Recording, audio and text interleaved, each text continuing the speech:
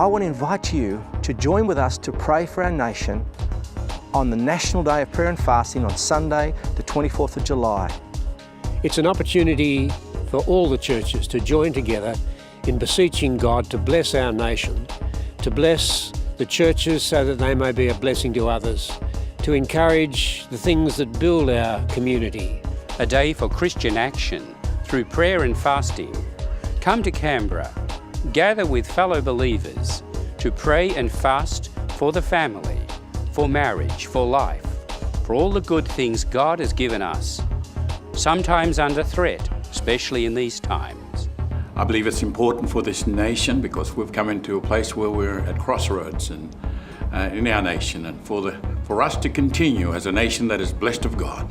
Well, this is an important day in our nation. Right now, our politicians are considering what to do with family and marriage, and they're making decisions about where that goes in the future. That involves all of us.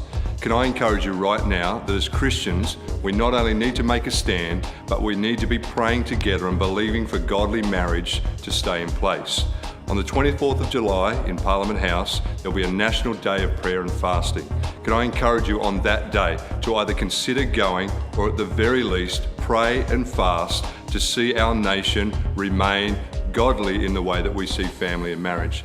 I want to encourage you to join with us and make history as we pray for marriages in Australia. I've just found the website here on my phone. The National Day of Prayer and Fasting is on July 24 down at Parliament House at Canberra. We're calling on people to gather on that day and pray for marriage.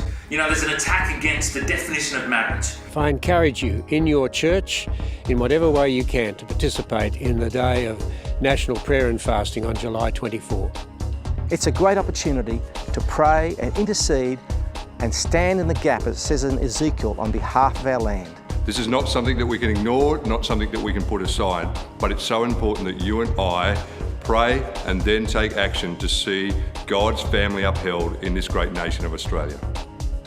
Come and take positive action in the Lord for the cause of love. I encourage you in your church, in whatever way you can, to participate in the day of National Prayer and Fasting on July 24.